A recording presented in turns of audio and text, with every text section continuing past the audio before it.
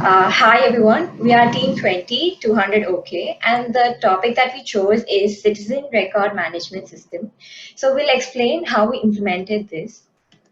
So our agenda for today is we'll first look at the database purpose, business rules, then cover the ER diagram, design implementation, look at the views and table constraints that we created, the computed columns, and finally we will discuss the data visualization of the modeled data that we got from our database. So the purpose of a database is to create a central repository to capture information about the country's citizens. This particular database can be accessed only by the government to maintain confidentiality and so that no one else can access it and mess with the data. We have some business rules during this implementation. So some of them is that a citizen can have just one phone number and one address. A property bank accounts cannot be of joint ownership. This is the ER diagram of our system record management system. Our database helps us to retrieve all information about each citizen. In total, we have used 17 entities. General record is the main entity which contains basic information of a citizen and computed columns. We are capturing educational qualification, employment history of each citizen, property details, criminal records, and other such vital information about a citizen. Next slide. The unique trait of our database is to keep a record of the good deeds done by a citizen. It can be used by the government in recruiting people, providing scholarships to individuals who have contributed to the country. Next slide. This is the data implementation we have used. In the slides, we have created various tables and implemented DDL commands. Next slide. In this slide, we have used data manipulation language commands to insert data into each entity. While inserting data into each entity, we have made sure that all case scenarios are considered. Next slide. We have created two reporting views in our database, the first one being the person history. Now this view can be used to retrieve all the information pertaining to an individual, ranging from their general record to their bank details to employment history, educational history, property details, etc. Next slide. As you can see in the result, all the nation IDs comprise of all the information about them. In one go, we can get every information pertaining to an individual. Next slide. The second view that we have created is for communicable disease. Now this view helps to retrieve all those individuals having a communicable disease. This gives information about their date of travel or exit if they've traveled abroad.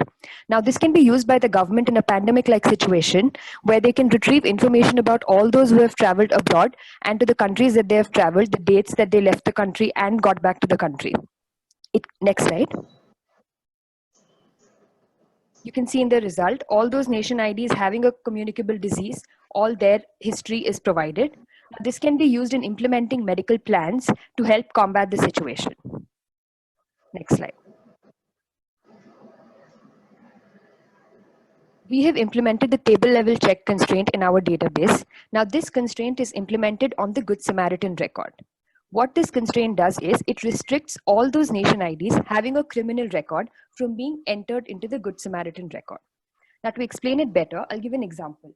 If there is a particular individual who has committed a crime, he or she, even if having done a good deed, will not be entered into the Good Samaritan record.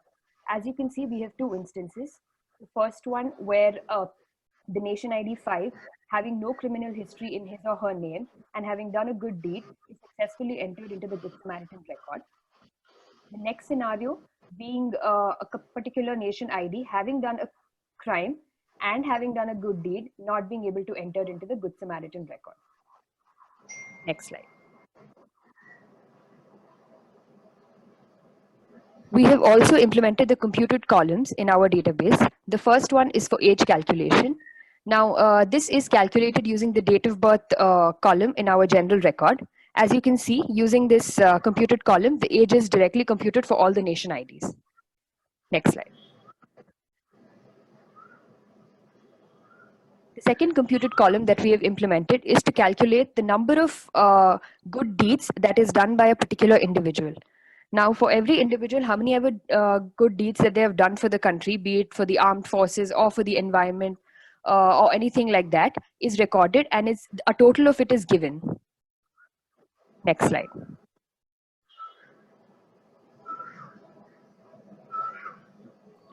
We have used Power BI for the visualization purpose. Here we have generated this visualization from Good Samaritan record from our ERD. Here we cumulatively calculate achievements or good deeds done by people in each state. Next. Here we have generated this visualization from vehicle record. We have calculated the number of vehicle by each state as well as city. On the right hand side, you can see the data in the table format, which again gives you the count of vehicles. Next.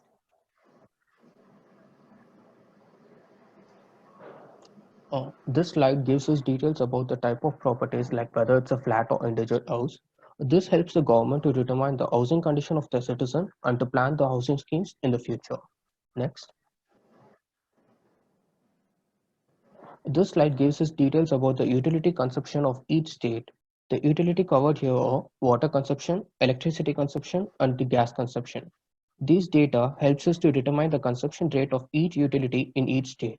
This will help the government to plan accordingly and distribute the source according to the needs of the state. Next. Thank you for listening and thank you for your time. Any question and answer? Guys. Thank you for the presentation. It was indeed indeed a very good presentation. And I have a question on ERD. Can you go back to ERD? Yeah.